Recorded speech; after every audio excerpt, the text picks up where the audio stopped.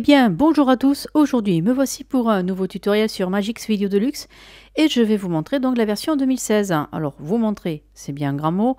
Je ferai étape par étape. Ce sera plus simple. Donc, aujourd'hui, je vais vous parler de transition et j'ai trouvé une particularité qui peut mettre un peu mal à l'aise certains amateurs puisque il y a des nouvelles transitions qui sont vraiment sympas, mais on ne peut pas les utiliser comme on souhaiterait, comme les transitions standards ou autres. Alors, pour vous montrer que ceci est normal par rapport au logiciel, eh bien, on va voir ça ensemble. Alors, pour commencer, je crée un nouveau projet.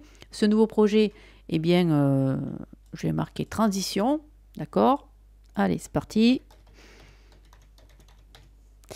Et donc, à la suite de ça, vous avez les paramètres de film. Et là, vous allez donc tout simplement choisir le type de format. Moi, je vais rester sur la GTV 1080. Voilà. Après, vous avez bien sûr le 4K jusqu'à des grandeurs exceptionnelles. Voilà, bon, ça suit par rapport au nouveau lancement d'écran. Donc, c'est tout à fait normal. Donc là, je fais OK. L'interface de Magix pardon, reste toujours la même. À partir de que là, ici, vous avez toujours la fenêtre de visualisation à gauche. Ici, à droite, l'explorateur. Et en bas, vous avez donc le storyboard ou le timeline si vous actionnez avec ce petit bouton. Donc, je vais revenir sur mode storyboard et je vais donc sélectionner toutes ces photos donc avec la souris. Hein. Je prends, soit vous pouvez utiliser la flèche. Voilà, comme ça. Poup, tout s'installe, c'est magique. Donc, je vais aller sur transition. Et sur transition, nous avons donc sur le standard, transition spatiale, transition stéréo, mouvement, forme et objet, transition d'effet. Alors, il y en a sur standard, transition spatiale, transition stéréo, il n'y a rien qui change. Sur les mouvements, par contre, il y a quelques petites nouveautés. Sur la forme et objet, il y a quelques nouveautés aussi. Et transition d'effet, ça c'est tout nouveau. Et ce sont des flous. Voilà, des transitions à base de flou. Voilà. Donc, pour commencer, eh bien, je vais tout simplement cliquer sur la première transition qui est là. Et je vais faire afficher. Afficher, pourquoi? Alors, afficher, ça veut dire tout simplement faire un fondu avant. Voilà. Donc, on affiche l'arrivée de la première photo. Ça veut dire ça. Ici, nous allons mettre une transition en transition d'effet. Alors, on va utiliser donc celle-ci et je vais la mettre entre. Je vais reculer, je vais faire lecture et là, vous remarquez que le flou se fait très très bien. Par contre, je souhaiterais utiliser un autre flou. Je veux le mettre ici. Donc, je vais prendre celui-ci et je vais le positionner.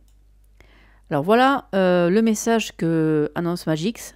Effectivement, il vous dit que il est impossible de l'appliquer parce qu'il y a déjà une transition sur cet objet. Alors, ne cherchez pas trop, c'est voulu. Donc, du coup, si vous avez ce message, c'est pas un problème du logiciel déjà. Bien, alors, ici, je vais rajouter donc une autre transition et je vais aller sur forme et objet et on va mettre celle-ci qui est nouvelle. Le store pardon, diagonale large. Voilà, donc là je fais lecture et là hop, la transition se fait. Vous pouvez bien sûr par rapport à la transition, vous pouvez lui donner un temps. Donc je vais mettre à 2. On va voir comment ça va faire. 2 secondes, ça fera un peu plus lent. Voilà. Et là j'ai décidé de mettre une autre transition d'effet. Je vais prendre celle-ci. Voilà. Donc là, je vais faire lecture. Et là, donc, on voit bien l'effet désiré. Maintenant, il arrive que parfois, on désire utiliser sur certaines photos, on va dire, la même transition. Mais moi, j'ai envie de faire sur toute la longueur. Eh bien, je vais cliquer dessus et je vais faire appliquer à tous les objets suivants. Voilà. Alors, je vais faire lecture. Et on va remarquer qu'en réalité, l'effet eh bien, il ne se fait pas. Le flou et le zoom ne se fait pas du tout. Ça a été complètement désactivé. Donc, je pense que c'est volontaire par rapport au logiciel. Donc, ne vous inquiétez pas si vous avez ceci. Ce n'est pas une erreur non plus du logiciel, puisque bon, les remises à jour ont été faites. Donc, c'est volontaire de la part de Magix. Donc, du coup, eh bien, je vais retourner et je vais utiliser donc d'autres effets. Donc, je vais prendre celle-ci. Hop. Et je vais mettre lecture. Voilà. Alors, si je clique dessus, pardon, si je clique dessus, n'importe quoi, je vais mettre une autre transition sur l'autre. Je vais mettre un autre flou. Voilà. Et là, si je fais lecture, mais là, on voit bien que la transition se fait impeccable. Donc, c'était voilà la petite parenthèse donc par rapport à ce nouveau Magix, c'est que ben, effectivement, vous avez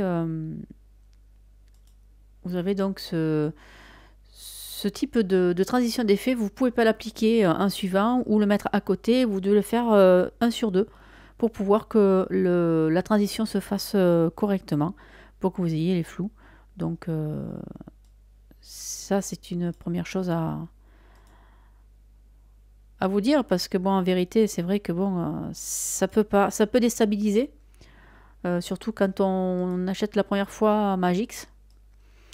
C'est vrai que ou ceux qui ont l'habitude d'utiliser Magix, bon, on n'est pas trop surpris, mais bon, ça peut créer comme ceci, c'est sympa. Il y a des transitions vraiment sympathiques, c'est assez original. Je crois que cette fois-ci, Magix a compris que bon, ben, sur la version premium, quand même, il fallait nous en mettre un petit peu plus. C'est pas plus mal. Voilà, on va faire lecture. Bon, celle-ci, on l'avait déjà. Et là, je vais mettre celle-ci. Voilà.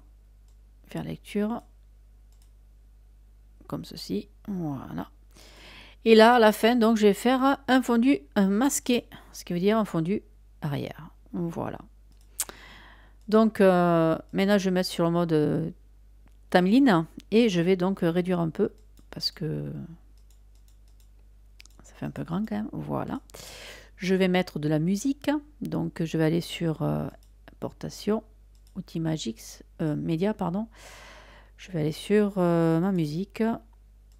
Et là, je vais utiliser celle-ci. Je vais cliquer donc sur la partie audio. Je vais mettre mon petit curseur là. Et je vais aller cliquer sur pour segmenter. Et je vais appuyer un clic lent, on va dire. Et pour dire tout simplement supprimer la fin. Voilà.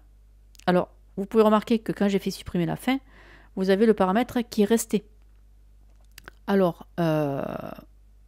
vous rappuyez lentement et vous faites découper si vous voulez pas que ça reste.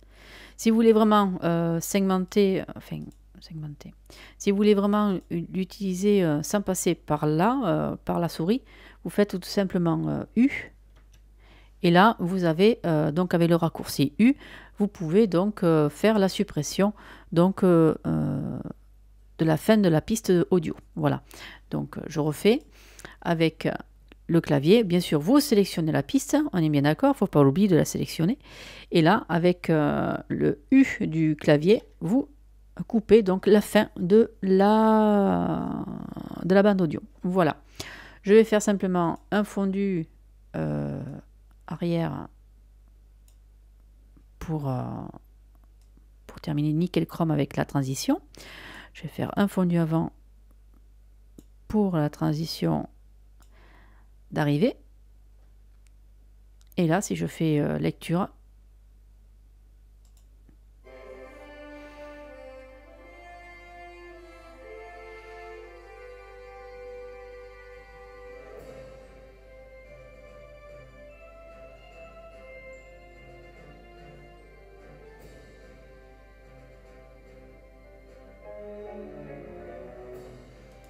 voilà. Alors, maintenant, eh bien, le tutoriel est terminé. J'espère qu'il vous aura plu. Je vous ai donné quelques indications par rapport à ces transitions qui peut mettre un peu mal à l'aise par rapport au niveau du fait qu'on ne peut pas les mettre à côté, les flous, les transitions d'effets. C'était juste vraiment des petites parenthèses. Donc du coup, eh bien, j'espère que ça vous aura aidé. Et je vous souhaite une bonne journée et un prochain tutoriel. Allez, au revoir.